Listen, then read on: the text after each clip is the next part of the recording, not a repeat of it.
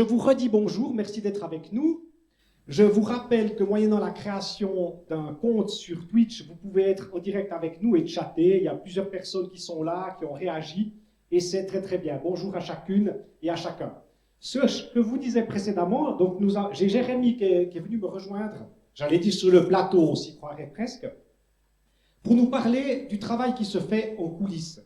Et c'est vrai que vous qui êtes à la maison, vous réalisez peut-être pas tout le travail qui se fait en coulisses, et j'avais envie de demander à Jérémy, eh bien, comment ça se passe. Alors, en quelques mots, Jérémy, peux-tu nous dire en quoi consiste ce travail en coulisses?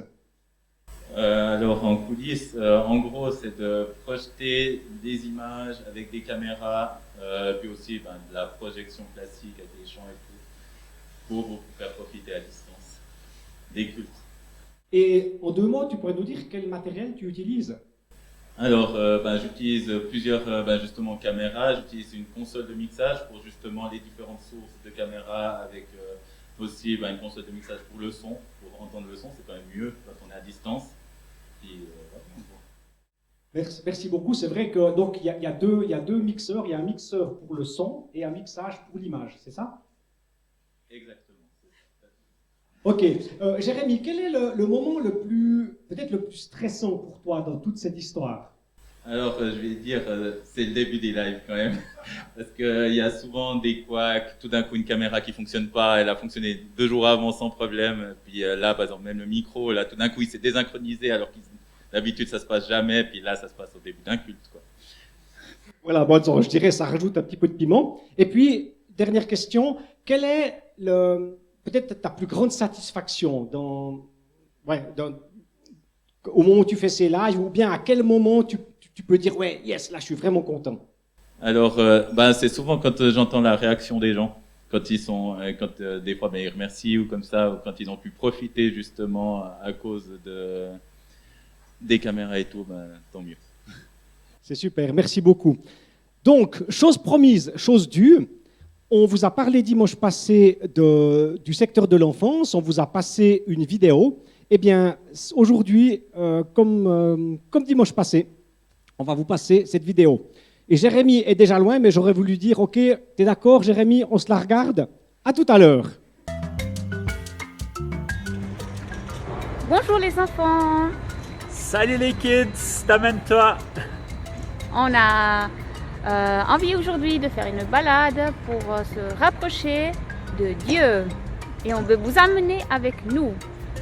Alors, on est à Lugano, au Tessin. Tessin, c'est la partie italophone de la Suisse, où on parle italien. Mais alors, Elena, où est-ce qu'on peut se rapprocher de Dieu à Lugano? Je vais te montrer.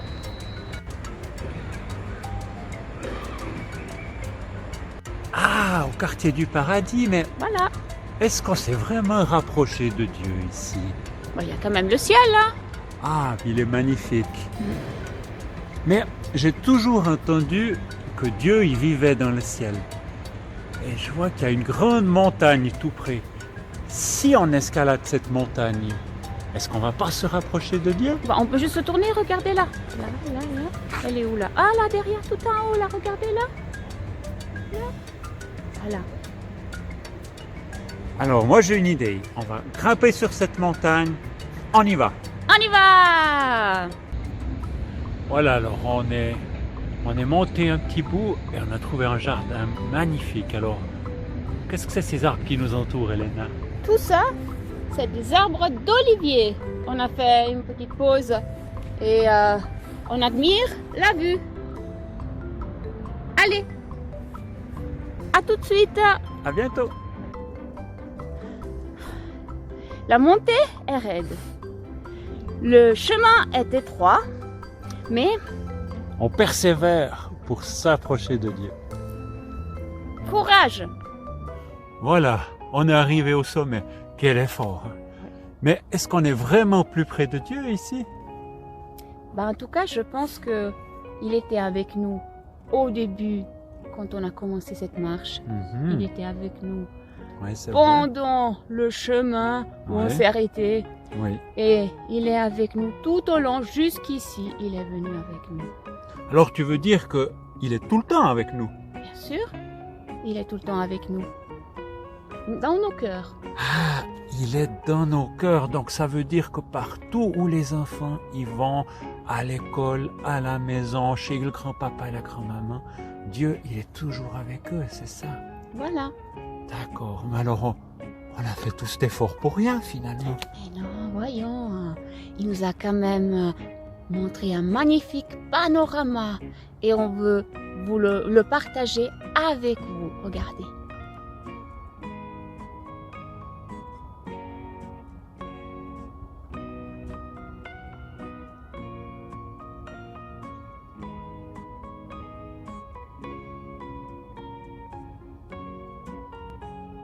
Voilà. Waouh, Seigneur, ta création, elle est vraiment extraordinaire. Eh ben, merci Seigneur, merci d'être avec chaque enfant, merci d'être dans leur cœur, merci de nous accompagner Seigneur, merci parce que tu as placé toute ta puissance en nous Seigneur et apprends-nous à nous servir de tout ce que tu as déjà mis en nous. Merci Papa. Voilà les enfants, alors on vous souhaite un bon dimanche, c'est béni et on vous fait plein de bisous. On vous aime. Ciao. À bientôt. Merci beaucoup Sylvain et Elena pour les paysages magnifiques, le soleil du Tessin, également voilà, vous êtes montés, j'imagine, sur le San Salvatore et on a pu bénéficier avec vous de cette vue. Et c'est vrai que quand on monte, on est un peu plus près de Dieu. Une petite question à toi, Elena. Avez-vous trouvé des champignons lors de cette montée? Voilà, je pense que, Elena, tu sauras pourquoi je te pose cette question.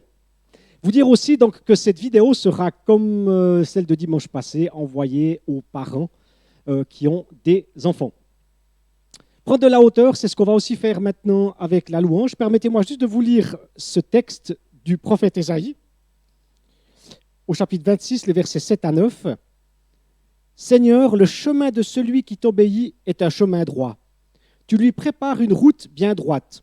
Oui, Seigneur, sur le chemin que tu nous commandes de suivre, nous mettons notre espoir en toi. Notre seul désir, c'est de faire appel à toi, de penser à toi. Pendant la nuit, moi aussi, je te cherche du fond du cœur. Seigneur, merci, parce que le chemin que tu nous prépares est droit. Il n'est pas forcément droit dans le sens physique du terme, mais il est droit parce que c'est le chemin que toi, tu as prévu pour nous. Seigneur, que dans ce temps de louange, de prière, nous puissions avoir nos cœurs tournés vers toi. Nous puissions, comme nous l'ont dit Sylvain et Elena, prendre de la hauteur pour nous rapprocher de toi, dans le nom de Jésus. Amen.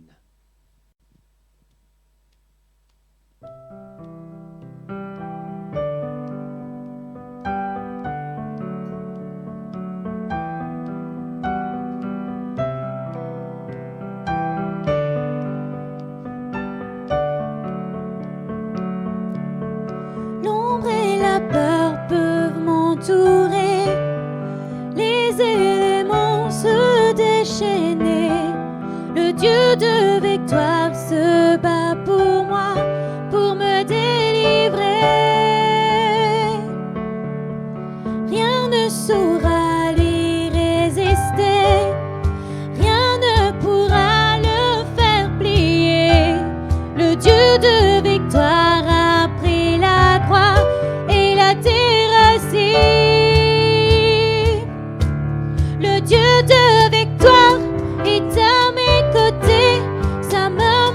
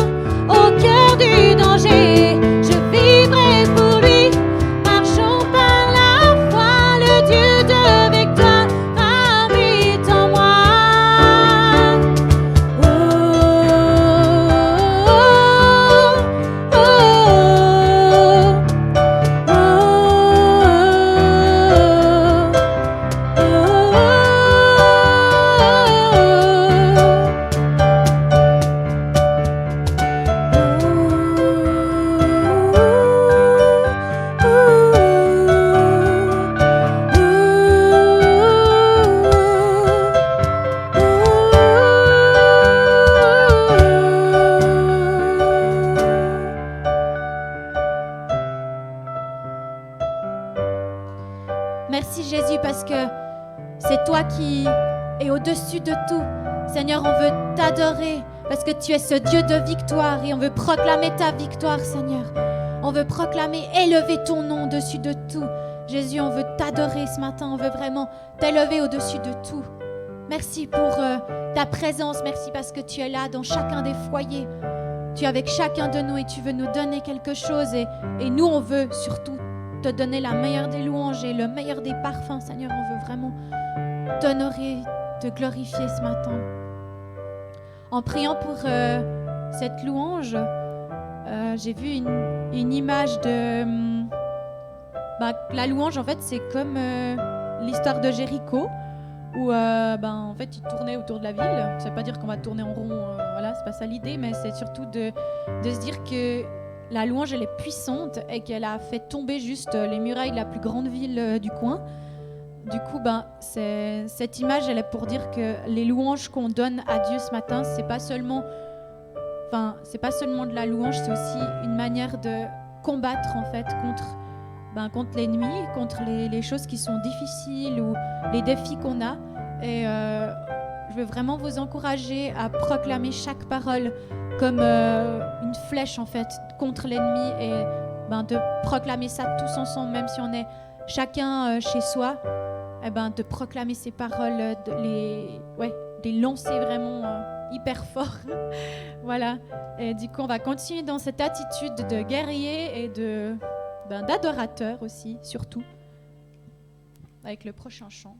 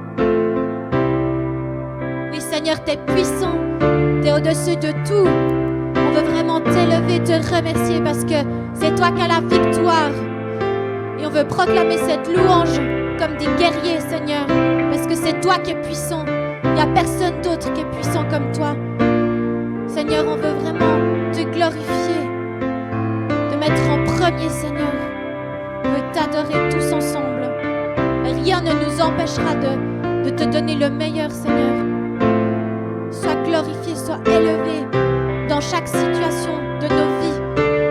On veut vraiment te remettre tout, Seigneur, entre tes mains, parce que c'est toi qui es puissant. Nous, on ne peut rien faire sans toi.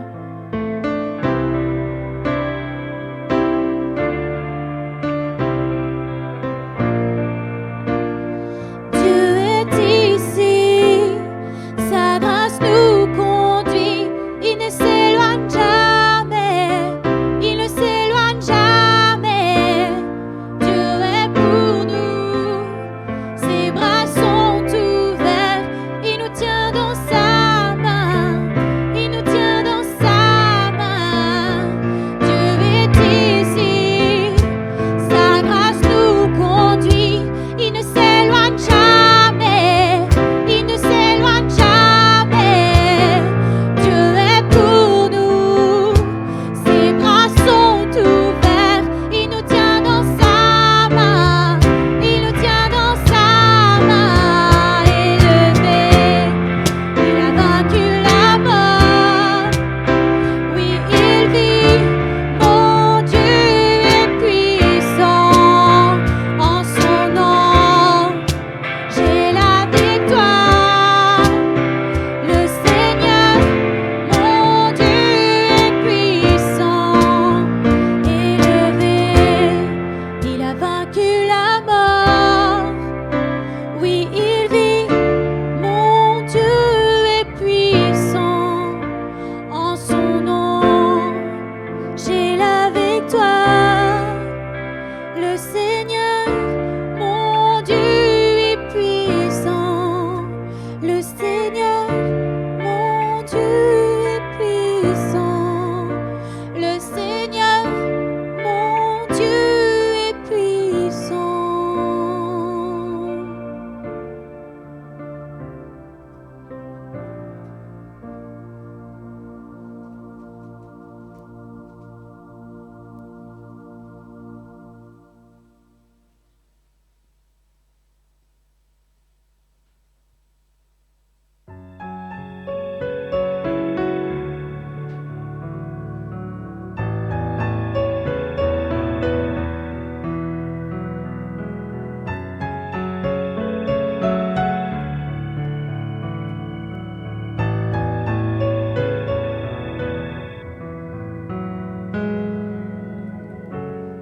Assis dans le ciel, ton trône éternel, tu règnes à jamais. Vêtu de splendeur, entouré d'honneur et de majesté, les anges chantent à toi la gloire.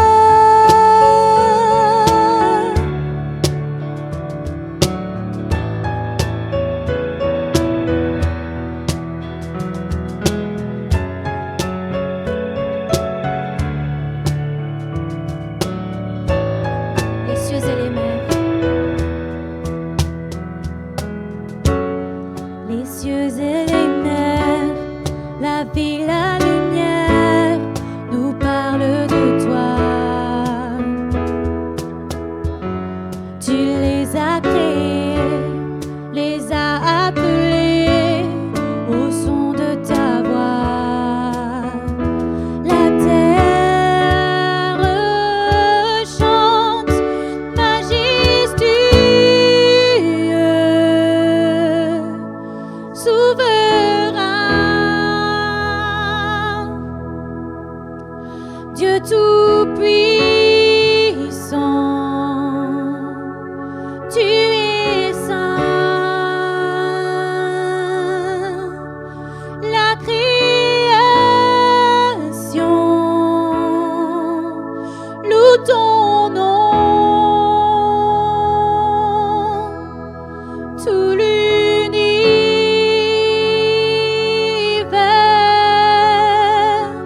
déclare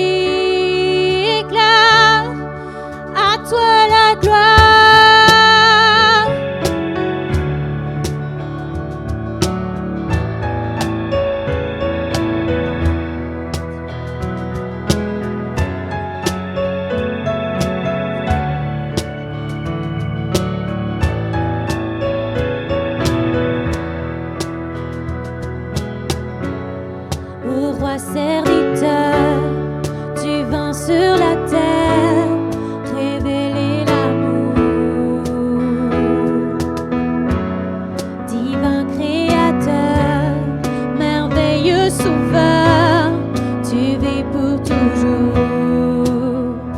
Tes enfants chantent majestueux, souverain, Dieu tout-puissant, tu es saint. La création loue ton nom, tout l'univers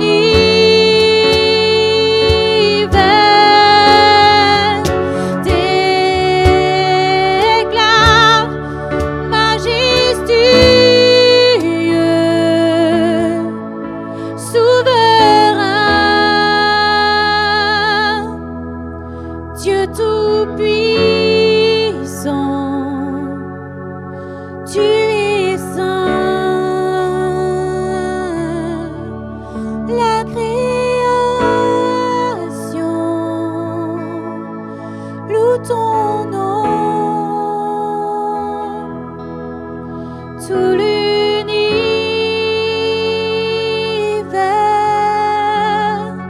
déclare, tout l'univers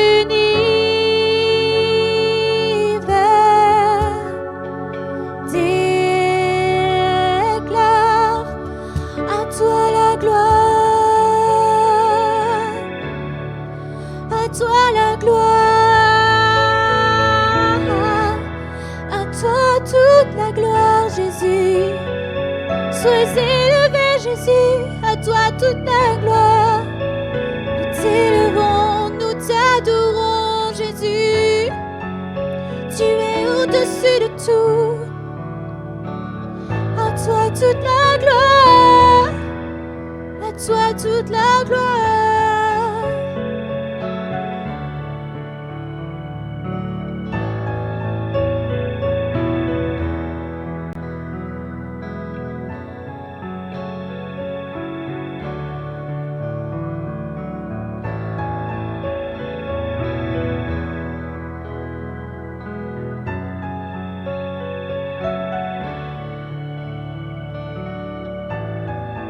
Et Seigneur, on veut vraiment te donner toute la gloire. C'est tellement beau d'être là dans ta présence. C'est tellement le plus beau cadeau. Et on veut continuer, Seigneur, de proclamer ton nom parce que tu es tellement puissant. Tu es tellement merveilleux. Merci pour qui tu es. Merci pour tous ces cadeaux que tu veux nous donner. Alors qu'on ne mérite rien, mais tu as donné ta vie pour nous. Pour avoir cette amitié ensemble, pour pouvoir vivre toutes nos journées avec toi. Seigneur, on veut vraiment proclamer ton nom. Que ton nom, il est au-dessus de tout.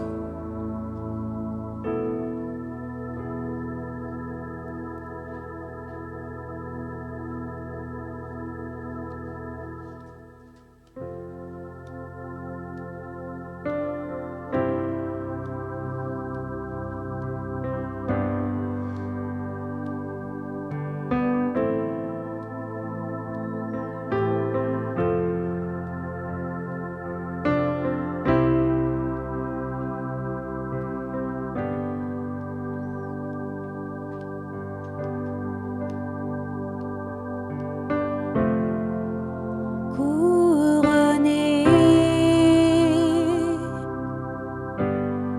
rayonnant de majesté, tout l'univers proclame ta grandeur.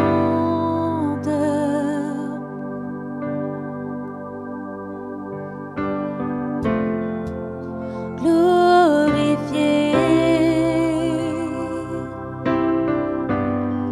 par les anges prosternés, tu es assis à la droite du Père. Jésus, merveilleux nom, qui est semblable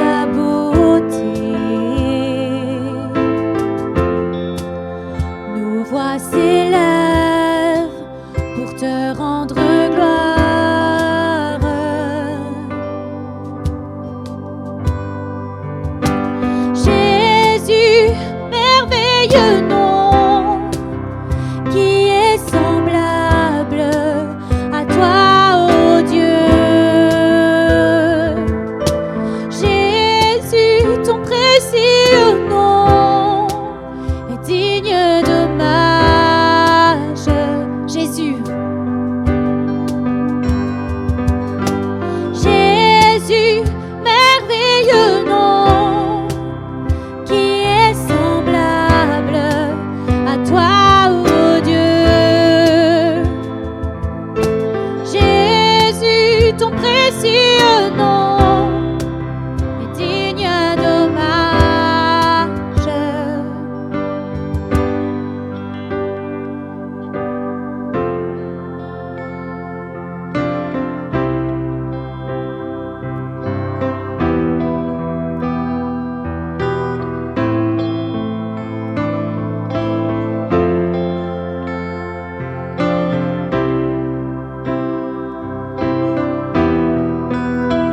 Je vous invite vraiment à proclamer les paroles qui vont être dans ce pont. Vraiment proclamer ces paroles sur vos vies.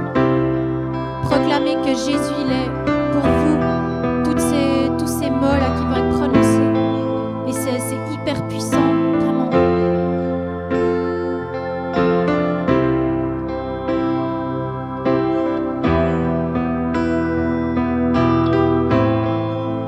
Consolateur, divin rocher, libérateur, prince de la paix, Dieu créateur, Fils bien-aimé, roi serviteur, Seigneur couronné, commencement, ultime fin, soleil levant, étoile du matin, Dieu tout-puissant, Dieu trois fois saint, sauveur vivant, maître sauveur.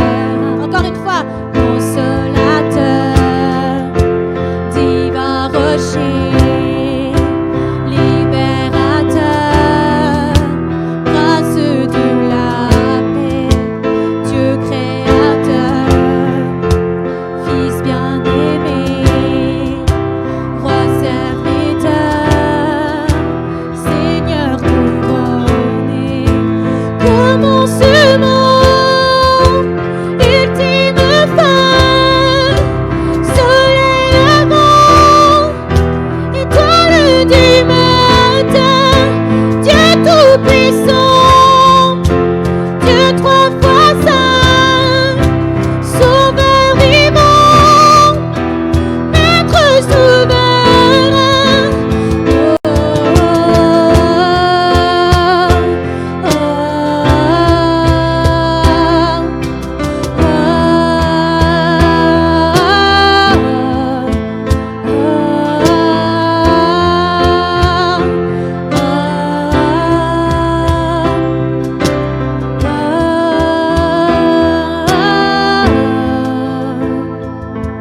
Oh, Jésus, merveilleux nom, qui est semblable à toi, ô Dieu.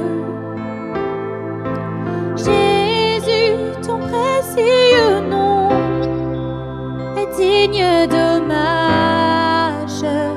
Jésus, encore une fois. Jésus, merveilleux nom, qui est semblable à toi, ô Dieu. Jésus, tout précieux nom est digne d'hommage.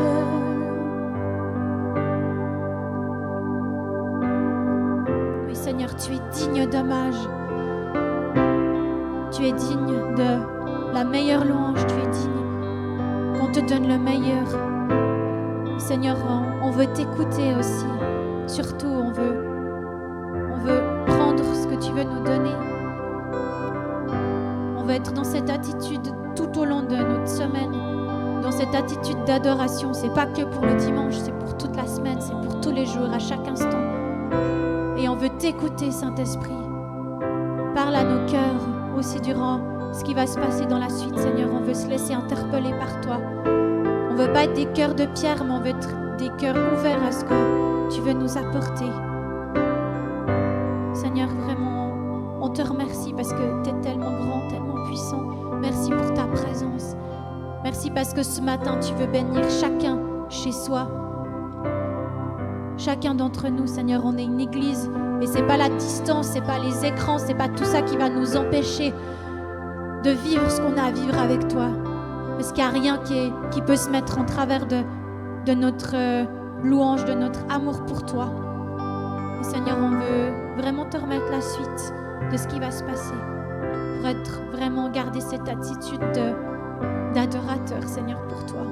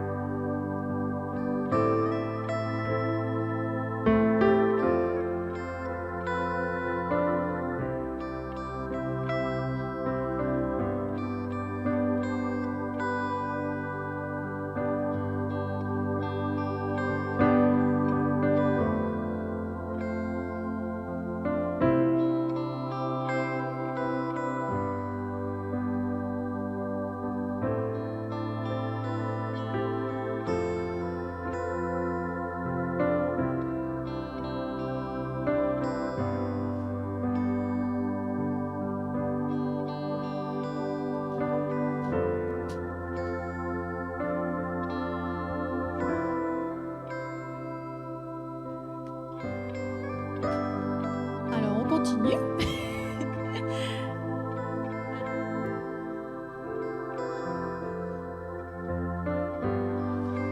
Voilà, on va enchaîner avec le message. On a pu passer ce temps de louange, comme Joël l'a dit au début. C'est aussi un temps de combat. Et puis, je voulais, en regardant ce qu'on est en train de vivre, on est donc, vous êtes à la maison, on est là, ici c'est un peu la ruche. Le groupe de louange est à côté, derrière il y a la sono.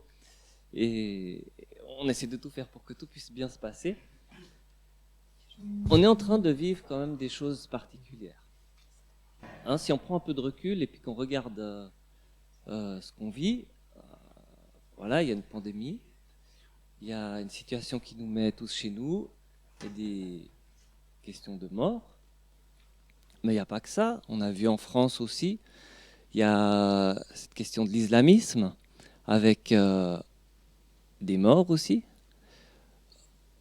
On a peut-être plus ou moins suivi un peu ce qui s'est passé aux États-Unis, où même si on ne comprend pas tout, mais il y a eu aussi des affrontements, il y a aussi des morts. On est dans une situation où on sent qu'il y a des confrontations. On est dans un temps où on a vécu 75 ans en Europe, tranquillement, et puis là on sent que ça ne va plus continuer comme ça. Alors, tout en conservant notre foi, en grandissant dans notre foi, en cherchant la proximité avec Dieu, on va quand même, on prend le temps quand même de regarder qu'est-ce qui se passe et qu'est-ce qu'on va devoir faire ou affronter ou subir dans les temps qui viennent.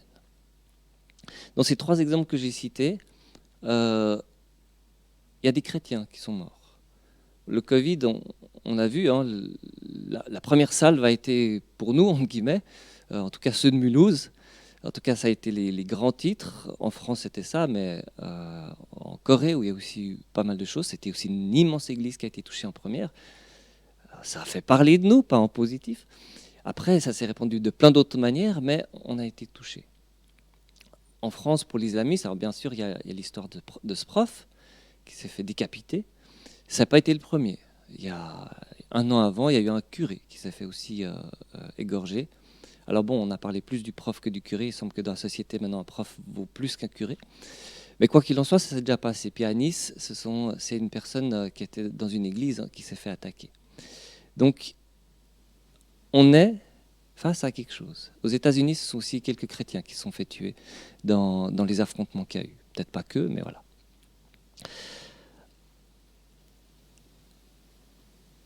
Si on regarde maintenant ces choses, ça ne va pas partir comme ça. L'islamisme ne va pas partir comme ça. Le Covid, bien sûr, on espère tous que ça va partir et que tout va revenir. Mais quand on voit un peu l'évolution des choses, on se pose quand même certaines questions. Et on peut se faire la réflexion, si on avait été des chrétiens en 1935, on aurait quand même vu des choses arriver. Je ne sais pas comment ils ont vécu, ces chrétiens à l'époque, puis après il y a eu tout ce qui s'est passé. Mais est-ce que nous, on ne se retrouve pas dans une situation où il va y avoir des événements qui vont être beaucoup plus grands que ce qu'on pourrait imaginer et qu'il va falloir confronter? Donc, face à ça, on peut dire de toute manière, on est dans un combat qui est un combat spirituel. Et de là, j'avais à cœur de reprendre et puis de parler de 3 armes qu'on a. On a fait un temps d'adoration, on s'est rapproché de Dieu, à vivre sa présence et de jour et nuit, et quoi que soient les situations, de pouvoir savoir qu'on est auprès de Dieu. Mais je pense qu'il est tout aussi important de regarder ce que fait l'ennemi. Il y a un verset, je le lis rapidement, dans 2 Corinthiens 2, le verset 11, où Paul, il dit, il parle d'une situation, puis il dit, afin de ne pas laisser à Satan l'avantage sur nous, car nous n'ignorons pas ses intentions. Donc, à quelque part, tout en regardant à Dieu, Paul, en tout cas, lui, avait le regard sur ce que faisait l'ennemi, et il était au clair avec ce que l'ennemi voulait faire, et il n'était pas question pour lui de se laisser dominer par ce qu'il voulait faire. J'aurais presque envie un peu de dire, c'est peut-être un peu provocateur, mais il y a ce petit proverbe qui n'est pas biblique, mais qui dit l'amour rend aveugle. Alors, je pense que notre amour pour Dieu, le vrai amour ne rend pas aveugle. On aime Dieu de tout notre cœur, de tout notre être, mais ça ne nous rend pas aveugles sur les choses qui se passent autour de nous et sur l'implication qu'on doit avoir face à ça. Alors, voilà, de ces 3 armes que Dieu nous a données, j'aimerais un peu, on les connaît, on les vit plus ou moins, mais j'aimerais quand même en parler. Alors la première arme, c'est la prière qu'on connaît bien. Qu'on connaît bien dans le sens qu'on sait s'enfermer dans sa chambre et puis prier.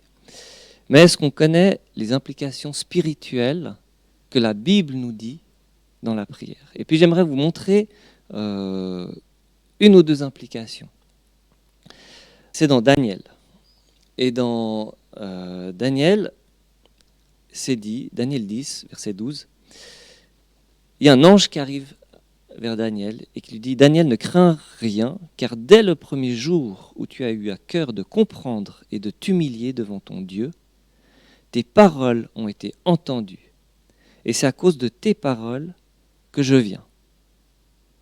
Le chef du royaume de Perse m'a résisté 21 jours, mais voici Michaël, l'un des principaux chefs, est venu à mon secours. » On comprend, c'est un tout petit passage dans la Bible, il y a très peu de ces passages qui montrent ce qui se passe dans le ciel quand nous on agit sur terre.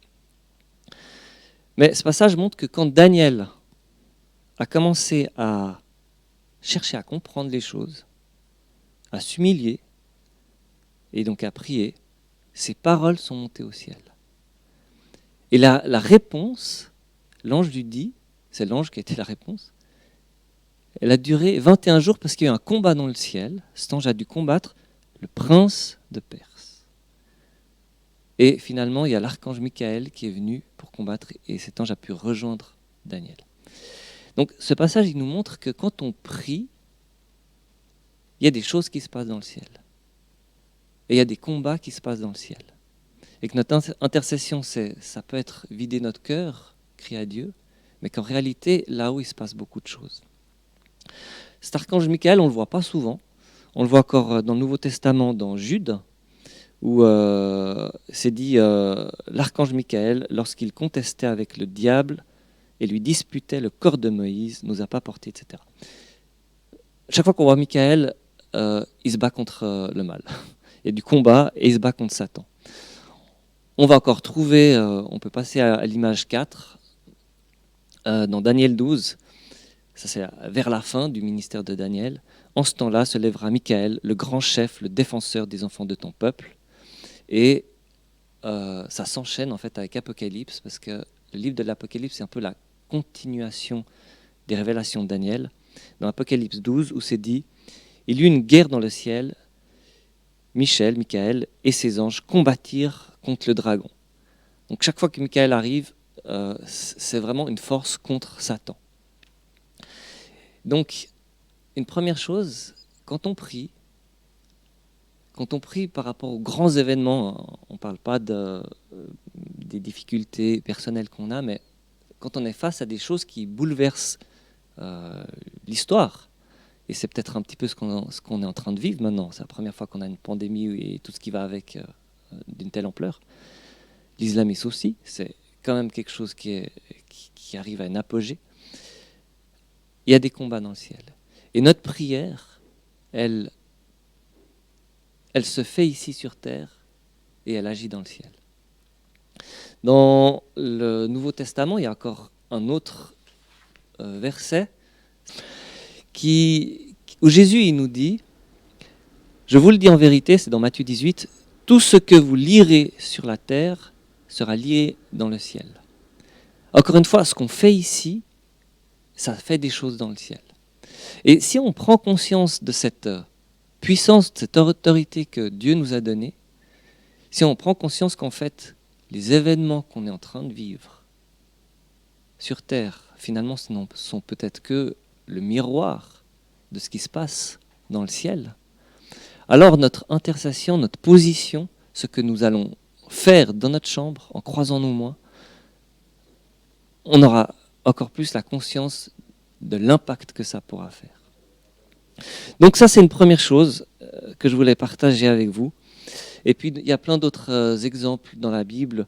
Par exemple, quand Dieu a voulu détruire Sodome et Gomorrhe, Abraham a discuté avec les anges pour changer le cours des choses. Ézéchias, quand il a été pris en siège par l'armée des Assyriens, la prière qu'ils ont fait avec Ésaïe a finalement libéré un ange qui est venu détruire toute l'armée de la Syrie en une nuit.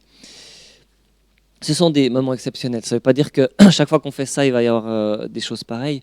Mais par contre, quand le peuple de Dieu se met à genoux et prie, et qu'ensemble on apporte nos prières à Dieu, il se passe quelque chose dans les cieux. Et peut-être que face à ce qui est en train de venir sur nous, peut-être que c'est ce qu'il y a besoin. Que le peuple de Dieu se mette à genoux par rapport à ce qui se passe. C'est la même chose après encore quand on reçoit une prophétie. Je ne sais pas pour vous, la première fois que j'ai reçu des paroles, ça a été très content que Dieu il connaisse ma situation, une joie et puis presque une attente, on va attendre que ça se passe.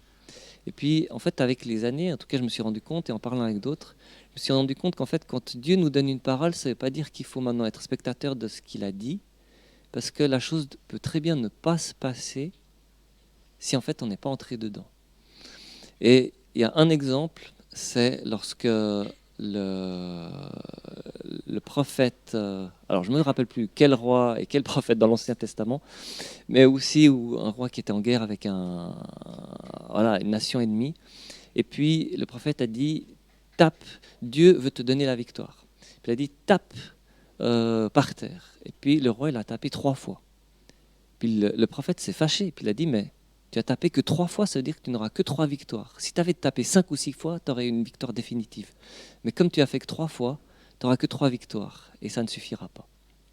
Et quand on reçoit une prophétie, en fait, ou même pour les prophéties qui parlent des choses terribles à venir, si on pense à l'Apocalypse dans le maximum des choses, on a une autorité pour, en tout cas des choses que Dieu a promis, de faire qu'elles arrivent et de les appeler pour qu'elles arrivent. Et quand il s'agit de malheurs qui sont prophétisés, on a aussi l'autorité de les faire diminuer, de les atténuer ou même de les différer.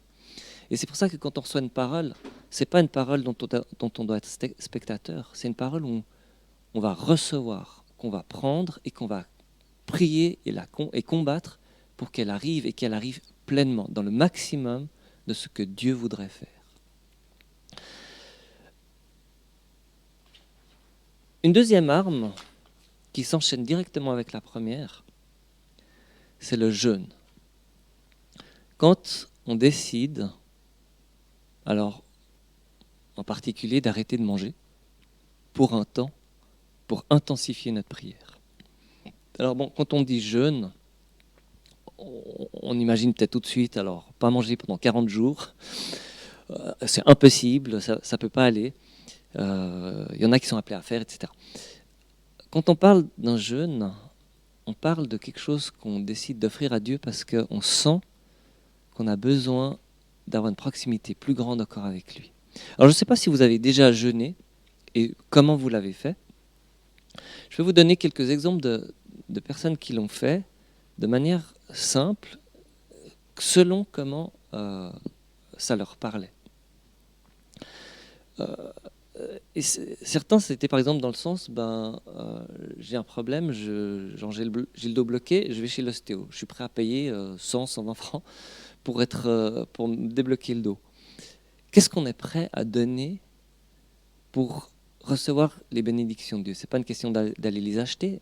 Qu'est-ce qu'on est prêt à donner quand on voit une situation, là je disais pour nous, mais ça peut être pour une situation qu'on constate, pour réclamer à Dieu une intervention? Alors il y a des personnes, ils ont pris un jour de jeûne. Ils ont choisi que pendant un jour, ils n'allaient pas manger. Et le temps qui était réservé pour leur repas, ils l'ont pris pour prier.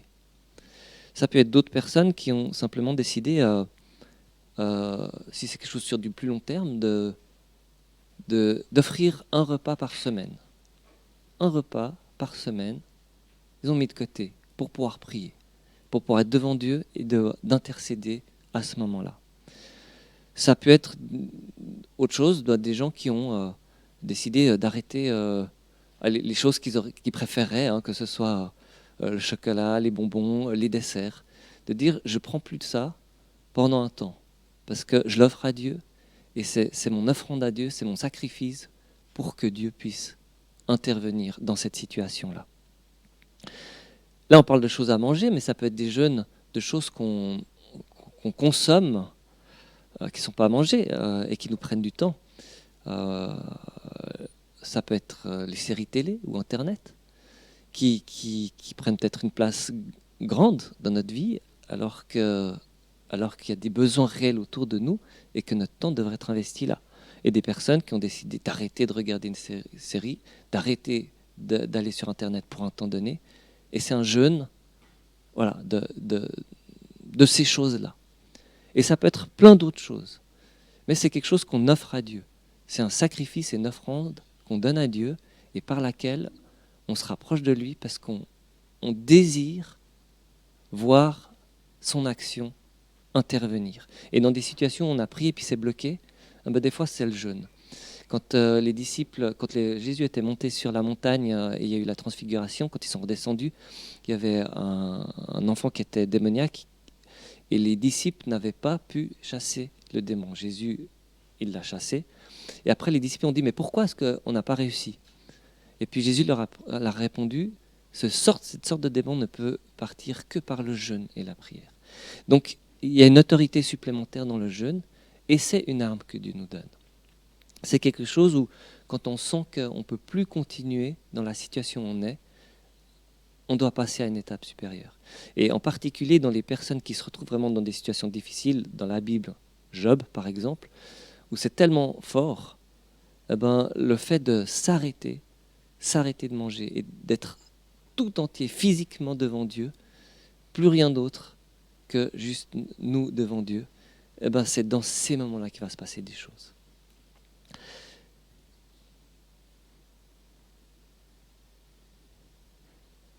Juste à mentionner d'ailleurs que Daniel, quand il a eu la visite de cet ange, c'est parce qu'il avait prié et jeûné, en l'occurrence. Voilà déjà 2 armes. Et avant d'aller à la 3e, j'aimerais faire une petite parenthèse pour dire que ces 2 armes, en fait, elles ne serviraient, je pense, quasiment à rien si on ne comprend pas les temps qu'on est en train de vivre, les événements qu'on est en train de vivre. On peut prier, mais si on ne comprend pas quel est l'enjeu du combat, si on ne comprend pas où est la vérité, où est Dieu, où est l'ennemi, alors on peut prier dans tous les sens, mais Paul il disait, hein, je ne boxe pas comme je boxe en l'air, je sais où je tape, à quelque part. Si on ne sait pas contre quoi on est en train de se battre. Et si je dis ça, c'est parce qu'on est dans un temps particulier, où en plus de ce que j'ai dit qu'on est en train de vivre, on peut dire qu'on est dans un temps de confusion. Un temps où les choses qu'on voit, les choses qui nous arrivent, on ne comprend pas d'où elles viennent. Il y a plein de choses qui sont dites, hein. Il y a assez d'émissions pour parler de plein de choses, mais en réalité, on ne sait pas ce qui se passe. Et surtout spirituellement, on ne sait pas ce qui se passe. Si je donnerais juste un exemple, toujours pour le Covid, puisqu'on est là-dedans, j'ai des voisins, ils ont quelqu'un de la famille en France qui avait un cancer puis qui est décédé récemment. Quand ils ont reçu l'acte de décès, c'était marqué que la personne était morte due au Covid. Bien qu'elle ait été morte par rapport au cancer, sur l'acte de décès, c'était dit mort du Covid. Et dans les statistiques, et ce décès-là va dans les statistiques sous Covid. Donc là, on peut se poser la question, mais ça veut dire quoi ? Ça veut dire quoi ? Après, on a aussi appris que, on ne sait pas pourquoi, comment, mais l'OMS donne des subsides pour chaque personne atteinte du Covid dans les pays. Et que ça a eu une influence pour gonfler les chiffres en Italie en particulier. Et qu'on peut alors après imaginer, mais alors ça veut dire que tous ces décès qui sont classés Covid, il y aurait aussi ça. Donc après, on peut réfléchir très loin. Mais simplement, ce que je veux dire, il y a des choses qui ne sont pas telles qu'elles apparaissent. Et le fait que les chiffres semblent grands, donc la maladie dangereuse, fait qu'en France, ils sont en train de voter, il n'y a même pas de vote d'ailleurs, pour cette sécurité globale qui donne tout pouvoir à l'État, etc. Enfin, ça veut dire beaucoup de choses. Puis là, on peut refaire le parallèle avec ce qui s'est passé dans les années 30 en Allemagne. Donc, en espérant que ça ne soit pas de cette dimension-là, mais si ça l'était, il faut bien qu'on puisse voir les choses telles qu'elles sont. Et si on n'est pas au clair avec ces choses, si on ne comprend pas ce qui est en train de se passer, et si on ne comprend pas ce qui se passe derrière, alors on peut prier comme on veut, on n'a même pas compris en fait contre quoi on doit prier.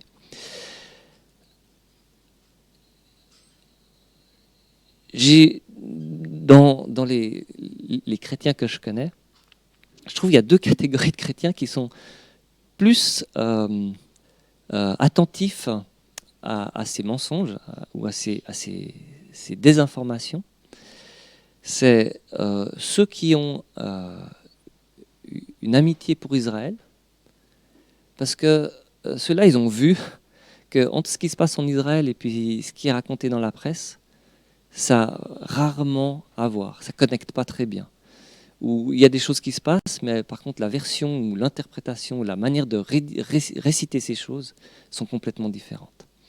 Et l'autre catégorie de chrétiens que je connais, c'est ceux qui ont été d'une manière ou d'une autre connectés avec la sorcellerie ou le satanisme, ou ce qu'on peut appeler le nouvel ordre mondial, Donc cette nouvelle ordre politique que les très hautes sphères veulent mettre en place, et qui ont vu aussi que voilà, derrière un peu les décisions qui se prennent, il semble y avoir beaucoup de motivations cachées qui vont beaucoup plus loin que ce qui est présenté après.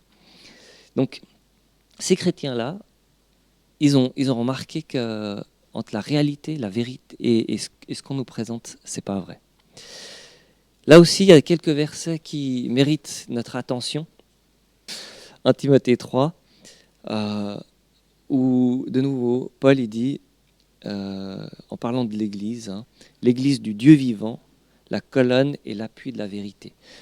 Ça veut dire que normalement, nous, en tant que chrétiens, on porte la vérité. Alors la vérité, c'est Jésus, mais parlons simplement de la vérité des faits, des choses qui se passent telles qu'elles se passent et pas telles qu'on nous les raconte. Et c'est vrai que ces dernières années, il y a eu plusieurs mouvements chrétiens qui se sont lancés dans de la réinformation, parce que de nouveau, ce qui était dit sur les églises ou sur les sujets mentionnés ne correspondait pas à ce qui se passait sur le terrain. Même le christianisme aujourd'hui et le site qu'ils ont fait, c'est dans cette volonté-là de créer une information qui soit plus proche de ce qu'on voit et surtout qu'on puisse comprendre aussi au niveau spirituel. Mais il y en a plusieurs. Il y a plusieurs sites qui sont apparus parce que maintenant tous les médias principaux ont une version presque, on va dire, pensée unique. Et des chrétiens, plusieurs chrétiens se sont lancés à créer des sites de réinformation. Et pas que des chrétiens d'ailleurs, parce qu'il n'y a pas que les chrétiens. Et puis des fois même, c'est plutôt en dehors de l'Église même que ça se passe, des gens qui réalisent qu'il faut informer correctement, pour comprendre correctement, pour pouvoir se battre correctement. Que le premier combat, c'est de savoir vraiment ce qui se passe. Un deuxième verset, c'est dans 2 Thessaloniciens, diapo 7, où chaque fois je mets tout le passage, mais comme ça vous voyez le contexte, mais où là ça parle de la venue de l'impie, c'est-à-dire dans un autre texte ce sera de l'antichrist ou dans l'Apocalypse ce sera de la bête. Donc c'est dans un temps final où on n'y est peut-être pas encore, mais en même temps on ne peut pas dire qu'on ne s'y approche pas parce qu'on est vraiment dans ce temps-là, des événements qui semblent aller dans cette direction. Et puis c'est dit, donc l'apparition de cet impie qui se fera par la puissance de Satan, avec toutes sortes de miracles, de signes et de prodiges mensongers. Alors ça, on n'est pas encore peut-être à des miracles mensongers qui se passent, on n'est que dans de la désinformation des médias, et avec toutes les séductions de l'iniquité pour ceux qui périssent parce qu'ils n'ont pas reçu l'amour de la vérité pour être sauvés. Et que dans ce temps-là, ce qui nous sauvera, c'est l'amour de la vérité. Je pense que ça découle automatiquement de notre foi en Christ, d'avoir cru en Jésus comme Fils de Dieu, comme Sauveur. Mais cet amour de la vérité, si on ne l'a pas, dans les derniers temps, on sera séduit et on partira avec. Donc cette notion de vérité, elle est extrêmement importante. Et quand on parle de combat, il y a forcément ce texte de l'armure du chrétien, dont la ceinture est la ceinture de la vérité. La ceinture, elle tient la cuirasse de la justice, parce qu'on peut être justice ou droiture. On peut décider d'être juste et droit, mais s'il n'y a pas la vérité qui tient tout ça, notre cuirasse, elle tombe. Et donc, il nous faut, on ne peut pas juste être droit, on ne peut pas juste dire je suis juste dans mes actes et dans les choses que je fais, je me conforme avec droiture dans ces choses, et ignorer la vérité. Parce que sans la vérité, l'armure, elle tombe. Donc, cette notion de vérité, elle est importante, et en cette période qu'on vit de telle confusion, cette vérité devient quelque chose d'indispensable. Et à la fin des temps, ceux qui n'ont pas l'amour de la vérité ne tiendront pas. Donc voilà, c'était une petite parenthèse que je voulais faire par rapport à la prière et au jeûne, parce que si on ne comprend pas ce qui est en train de se passer, on ne peut pas prier correctement. Et dans les situations que je vous ai dit, que ce soit Israël, et je pourrais encore vous dire par rapport à tout ce qui s'est passé, qui est en train de se passer par rapport aux élections aux États-Unis, il y a un sacré morceau entre ce que les médias ont dit et puis ce qui s'est passé dans la réalité. Et les enjeux spirituels sont énormes aussi. Donc voilà pour ces deux armes. Et je finirai donc avec une troisième arme. Alors, laquelle ça pourrait être? C'est celle-ci. j'arriverai pas, j'ai pas 3 mains, mais c'est ça et ça. C'est la Sainte Seine. Dieu, Jésus, nous a laissé cet acte à faire en mémoire de ce qu'il allait faire. C'était juste le jour avant. Et on trouve ça c'est la diapo 8 pour Kevin, c'est Luc 22. Lorsque Jésus prit le repas de la Pâque avec ses disciples. Et il partagea le pain, donc c'est la Pâque juive, chaque année les Juifs le font, mais il a réutilisé ce repas, puis il en a fait quelque chose de nouveau. Et puis il a dit que ce pain c'était son corps, et puis que ce vin c'était le sang de l'Alliance. Alors normalement, on se met tous ensemble pour partager cette Sainte Seine et vivre la communion ensemble. Il se trouve qu'on se retrouve maintenant dans une situation où on ne peut plus faire ça. Mais par contre, cet acte, lui, il est toujours là. Et non seulement on peut le faire, mais on peut le faire chez soi, quand on veut, quand on sent le besoin, ou on sent ce besoin de communion. Et quand on fait ça, quand on prend notre pain, quand on prend notre vin, eh ben on est en communion les uns avec les autres. Même si on ne le prend pas ensemble, même si on ne le prend pas en même temps, on est en communion les uns avec les autres. Et non seulement on est en communion avec les uns avec les autres, mais on est en communion avec tous les chrétiens sur toute la planète qui répètent cet acte que Jésus nous a donné. Et d'une certaine manière, on se rapproche d'abord de ce que Christ a fait à la croix, parce qu'on fait en mémoire de ce qu'il allait faire, de sacrifier son corps, de verser son sang pour le pardon des péchés de l'humanité et pour nous faire entrer dans l'Église, dans son corps. On se rapproche de ce que Jésus a fait et on se rapproche de tous les chrétiens qui perpétuent cette mémoire. Et non seulement on est proche de tous les chrétiens qui le font, mais par extension, on est proche de tous les chrétiens qui l'ont fait durant tous les siècles, depuis que Jésus a institué ça, depuis ce premier repas de la Pâque. Et non seulement on est en communion avec tous ces chrétiens-là qui forment le corps du Christ, mais on est en communion avec tous ceux qui vont le faire jusqu'à ce que je revienne, comme a dit Jésus. Et c'est aussi un signe de mémoire qui va revenir. Et on le fait jusqu'à ce qu'il revienne. Et ça, c'est une troisième arme, dans le sens que c'est un acte que Jésus a donné, qui a son onction, qui a sa puissance, et qui nous permet de vivre sa présence, même si si on se retrouvera à un moment dans le confinement le plus fermé, c'est-à-dire qu'on ne peut plus sortir, qu'on ne peut plus voir, eh ben ça on peut le faire. Et on peut vivre cette communion au-delà des distances, au-delà de la rigidité de règles qui pourraient venir, et être en communion avec Jésus. Donc voilà 3 armes qu'on peut vivre et faire individuellement et qui vont nous permettre de prendre le dessus, peut-être, et d'affronter ces choses qu'on est en train de vivre. Comme pour terminer, j'aimerais juste vous donner un exemple d'un homme qui a, dans son temps, décidé d'affronter le mal de son temps. Il s'appelle William Booth et qui est, on peut regarder à la diapo 2, c'est celui qui a fondé l'armée du salut. Lui, il était face à une pauvreté extrême à Londres et des gens qui n'avaient pas le salut et qui étaient perdus. Et il a donné toute son âme et tout son cœur pour faire une guerre contre cette pauvreté et contre cette perdition. Et il a créé l'armée du salut. Alors sur cette petite image, c'est en anglais, je n'ai pas trouvé en français, je vous la traduis très rapidement et librement. Nous sommes en train de préparer une force puissante pour la guerre du salut du futur. Ça, c'était au début. Et pour de créer une telle force, il faut mettre toute la valeur possible dans des sacrifices, du labeur et du soin de notre part. Il a monté quelque chose qui a eu un impact phénoménal, qui existe encore aujourd'hui, Et il a vraiment pris ça comme une guerre. Il a fait des grades, il a fait des uniformes, il a fait des sections, il a envoyé ses gens. Et ils ont pu faire une œuvre prodigieuse. Prodigieuse en son temps. Elle existe toujours. Elle est toujours là. Donc c'est un exemple, voilà, de personne. Il est parti avec ce qu'il avait, ce qu'il était. Il s'est donné entièrement.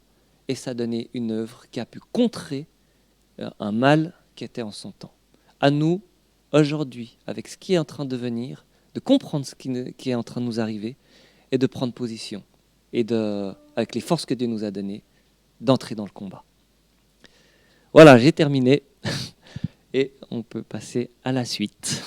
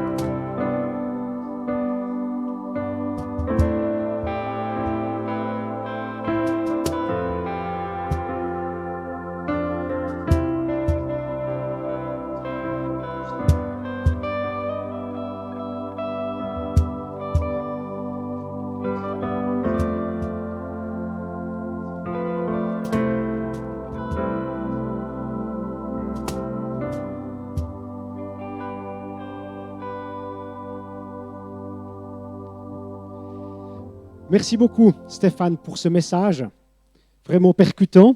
J'ai à mes côtés, on a eu Jérémy tout à l'heure, on a maintenant Benjamin. Bienvenue Benjamin, merci de nous avoir rejoints, j'allais dire, sur ce plateau. Est-ce que tu as aimé ce message et qu'est-ce qui t'a touché? Alors, bonjour à tous. Alors moi, j'ai spécialement aimé le moment où Stéphane a parlé de la prière, de l'importance que ça a de prier, parce que c'est par cette action qu'il y a vraiment des choses qui peuvent se passer. C'est par cette action que le Saint-Esprit peut aussi nous parler. Et puis aussi la partie sur le jeûne. Et je pense que, personnellement, moi, je jeûne très peu et ça m'interpelle énormément, ce point-là. Et je pense que c'est un des défis que prochainement dans ma vie, je vais devoir relever. Donc voilà, c'est un peu ça qui m'a parlé. Merci pour le jeûne. Moi, j'ai un truc simple. Moi, je pense qu'il faut commencer petit à petit. Donc, pour l'instant, je commence à jeûner entre les repas. Et j'y arrive des fois et des fois pas. Puis on verra demain si je ferai mieux. Merci beaucoup. Pour conclure, j'aimerais vous lire ce verset d'Ésaïe. On a lu tout à l'heure Ésaïe 26, les versets 7 à 9, sauf erreur. Et maintenant, le verset 12 qui dit ceci. « Seigneur, tu nous donnes la paix. C'est toi qui réalises pour nous tout ce que nous entreprenons. Eh bien, que cette paix que Dieu vous donne, elle vous accompagne aujourd'hui, demain et toute la semaine. Bonne fin de journée, bon dimanche.